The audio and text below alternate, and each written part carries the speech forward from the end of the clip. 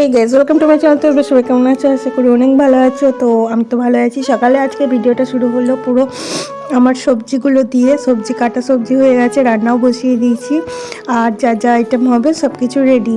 আর এই যে আমার ছেলের ফেভারিট তরকারি, ওটা বসিয়ে দিয়েছি। আর এটা হয়ে গেছিলো, যা যা হয়ে গেছিলো সেগুলো সব ডাইনিংয়ের মধ্যে রেখে দিচ্ছিলাম। আর যেগুলো হচ্ছিল না আর কি, সেগুলো গ্যাসের মধ্যেই ছিল। একে একে সমস্ত কিছু করে নেব।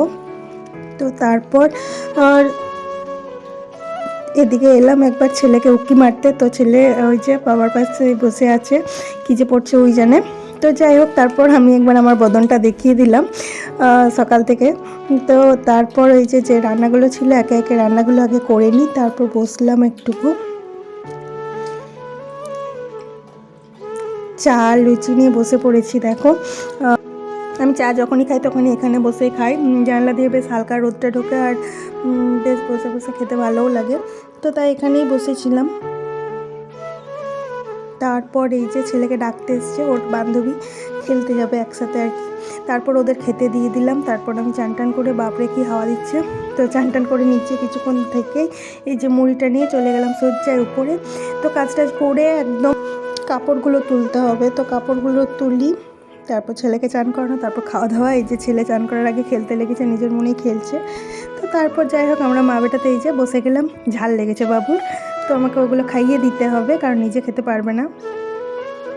তো আমি খেয়ে নিয়েছিলাম, তারপর ওকে খাইয়ে দিচ্ছিলাম আর কি। যেগুলো ওর পছন্দ না, মনে হয় একটু ঝাল লেগে গেছে, ঠান্ডা লেগে গেছে, তাই মুখের মধ্যে ভাত ভরলেই আর কি ঝাল লাগছে।